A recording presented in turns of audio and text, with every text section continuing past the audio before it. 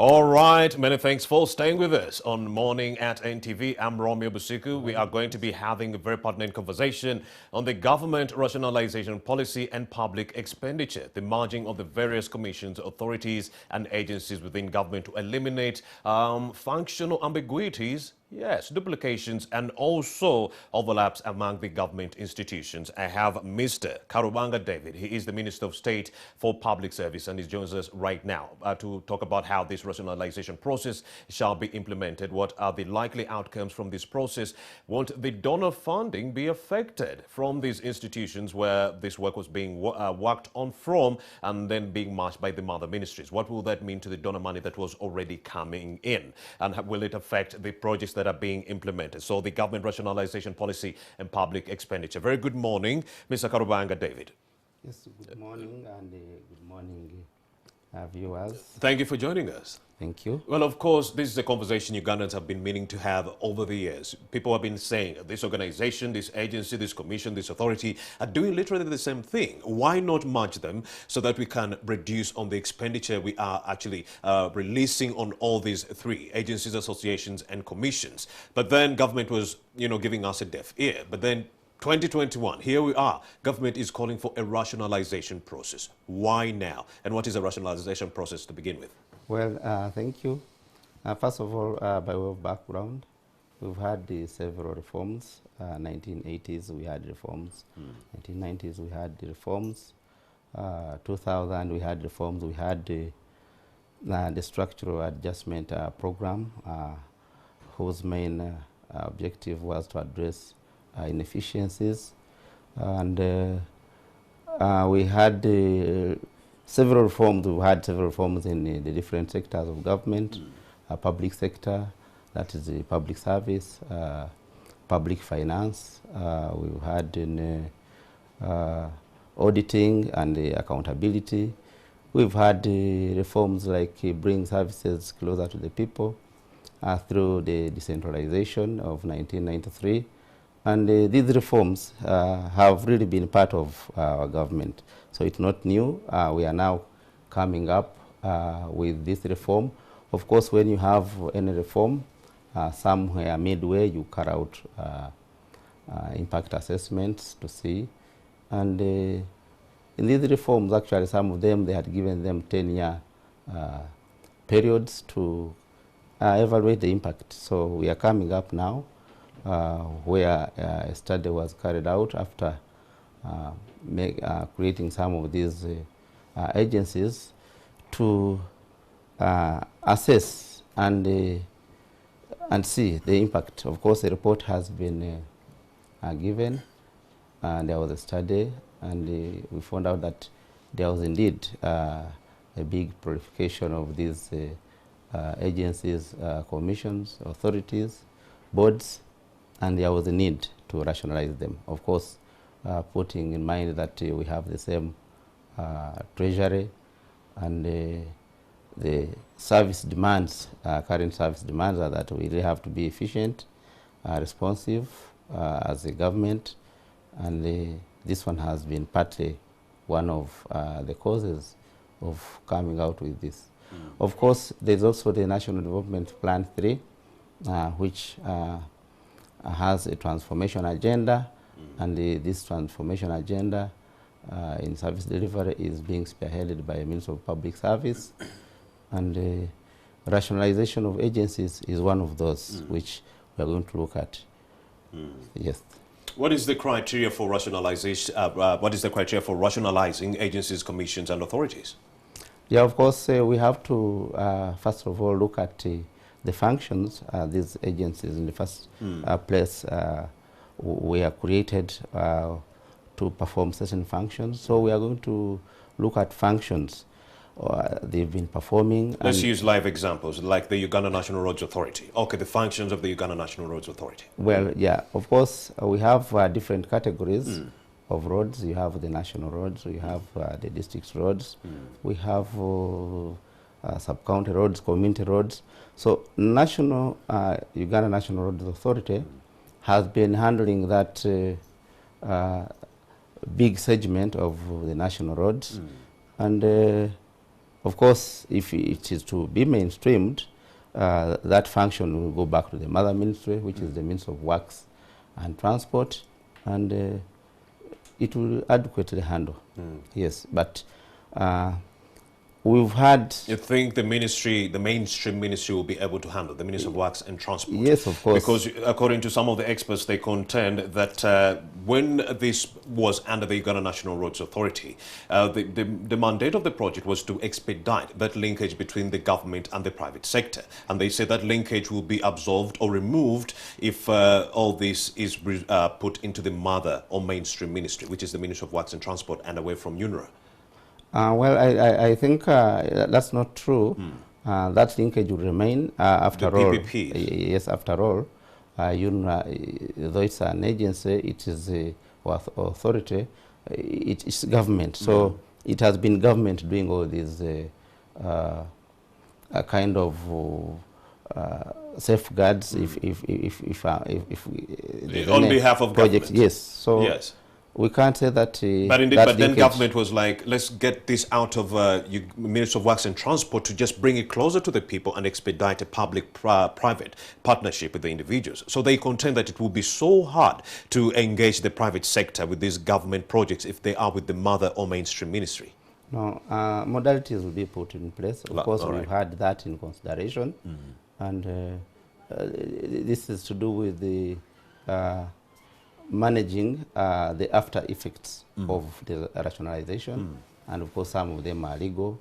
But when it comes to saying that that link will have gone, no, it has been government, and UNRA is government. So how shall you maintain that relationship between the private sector and government in expediting these projects? Modalities will be put in place, and that's why we've said, first of all... So we are merging without coming out with modalities through which we might be able to continue working with some of the partners that were working with these small agencies, commissions on the authorities. Yes, when we've started this process, somewhere we are in information gathering. Indeed. Of course, information gathering, we'll have to look at what are the current projects, for example, yes, a given agency is undertaking, what are the contracts and the terms and conditions and the staff and all that. So in all this, we are going to make sure that we do it smoothly, carry out adequate stakeholder engagement, and in a way so as to minimize any kind of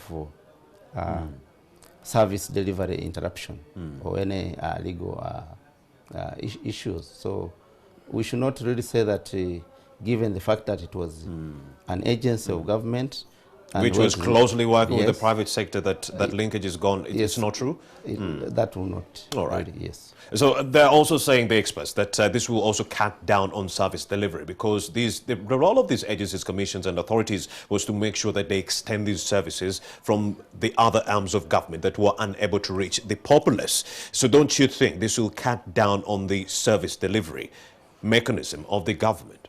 Well, what I can say is that it will not, because we are going to put in all safeguards. You know, it is normally red tape bureaucracy, which has been the problem of the traditional public service. And of course, one of the theories was that when you create these units out of the mainstream public service, you'll have reduced on this red tape. But as government, we are trying to address that by making sure that we have systems which are responsive, which will actually not be in any way different from the private sector, and this is what we are going to achieve. All right. We have the technical people who have been actually been performing the other functions there. The technical people are going to move, and the management structures will address such threats which you envisage. All right, let's take a look at the staff that are going to be moved. So you're merging these institutions, agencies and commissions. Yes. So what about the staff that were working there? What happens to them? Yeah, well, as I've said, we are trying to assess. Of course, these agencies have been having certain objectives. That's why they have created laws.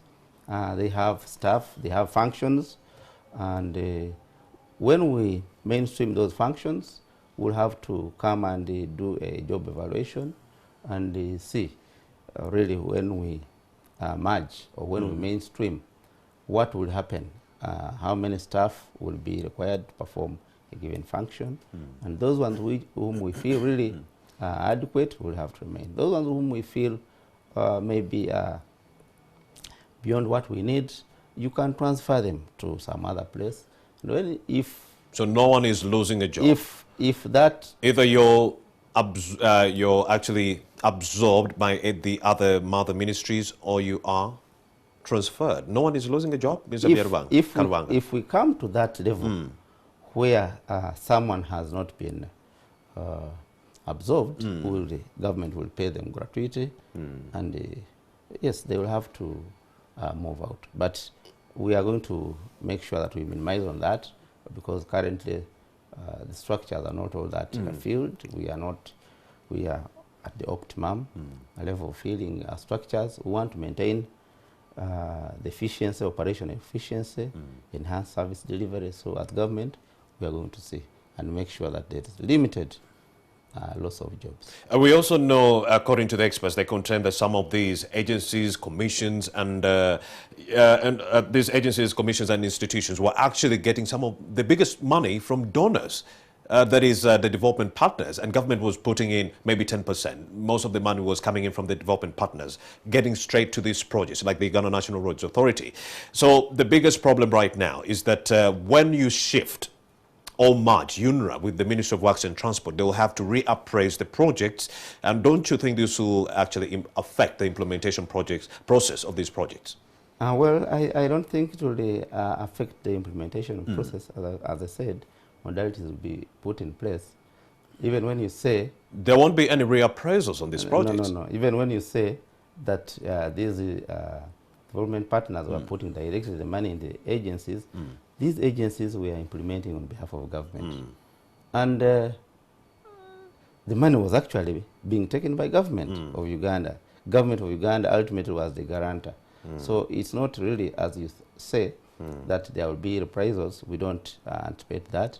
And as I've said also, we are doing all the necessary stakeholder engagements. As you know, when you have any reform, you carry out stakeholder engagements to make sure that you are moving at the same pace, in harmony, to avoid any kind of reprisals. What I was talking about, Mr. Karubanga, was the counter-funding of these projects. Yes. When government is funding these agencies, they use some kind of counter-funding. Yes. So development partners put in or inject 80%, and then government will come in with over 20%. Yes. So the main idea is that when you're merging UNRA with the Ministry of Works and Transport, these development partners who are putting in most of the money would have to reappraise the projects under the Ministry of Works and Transport. And don't you think this will affect the whole implementation process? That was my question. Well, the issue is they are having the modality. Yes. Yes. And the modality will be really put in. Indeed. Because if counter-funding is getting money to supplement what government has been doing. And as I've said, that money is coming to do a work for a government agency, which is ideally government of Uganda. Indeed. So it's not that you'll have, even if you're going to make appraisals, but it will not affect the project. But remember, this is a signed deal with the Ghana National Roads Authority and not the Ministry of Works and Transport. Yes, but it's true. Yeah. But I've said you are going to have modalities to address those legal I'm sure there's an expert who is watching right now and is saying we should have worked on these modalities first, and then we merge these commissions, agencies, and so forth. Well, that expert, if they are there, yes, they should know that, for example, if you are going to have a transition period, there are some issues where you have to handle them as they come. If it's a running contract, definitely we'll have to look at all the terms and conditions in that contract, and then see how we can harmoniously handle every bit so that we eliminate or avoid. Mr. Karubanga, it's like approving the National Development Plan 3 yes. before you approve the national budget, don't you think? Well, Yes. I don't think. Won't you find because the problems other in one the is future? the other one is legal. Yes. Yeah, you are talking of the legal and It happened fears. and it passed Yes, on. Yes. yes. You are talking of the legal and fears. Yes, but here now this is the funds are for implementing the National Yeah. Development Plan 3, and this is different. The funds are facilitating the plan here, but there it is how during the transition period that running project or these development partners who have been linked directly to the agency, of course, contributing money or giving us counterpart funding, how they will take it. So this is different, I think. Actually, the confusion and everything that is happening now, experts contend that it will make it hard for us to achieve National Development Plan 3. The fact that most of these projects will have to be reappraised and it will reduce or halt some of the projects that were already in the implementation process, many of them will be halted. So they contend it will actually slow down the implementation of NDP 3. Yes, because it's a disruption in its own way. Yes, when you say slowing down, yes, that one it can be, it could be, but it will not stop the implementation. So what is the time frame? We're already one way, rather 1 year already into the implementation of NDP 3, because it will be ending in 2024-25 financial year. It started 2020-2021 financial year. We're already 1 year into that, and the rationalization has just started, and we envisage it to move for the next 2 years. So in a way it might affect, but not to say that it will stop the implementation. Indeed. We first talked about the challenges and so forth. Before I let you go, what are some of the likely benefits that will come out of the implementation of this policy? Before I let you go, benefits. Of course, we are going to have a rationalized kind of framework where resources will be utilized across the government in a rationalized manner. We are going to have ambiguities, functional overlaps, and those mandates which are really kind of duplicated are eliminated. We are going to have, we envisage to have a more responsive public service. We are going to achieve a more rationalized usage where we'll have savings in the short term, long term of public resources, and these resources can be diverted for other uses, critical uses, because we still have very many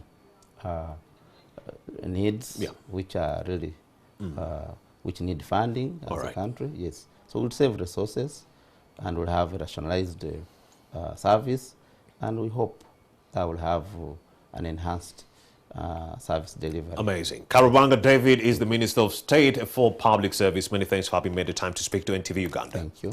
And of course, he was talking about government's rationalization policy and its effect on public expenditure. He says the benefits outweigh the risks. My name is Romeo Busiku. Air pollution is another conversation we intend to have with experts from KCCA, Dr. Daniel Kello, and also Professor Bainomigisha. He is a team leader at Air Corps Makerere University. We'll be right back.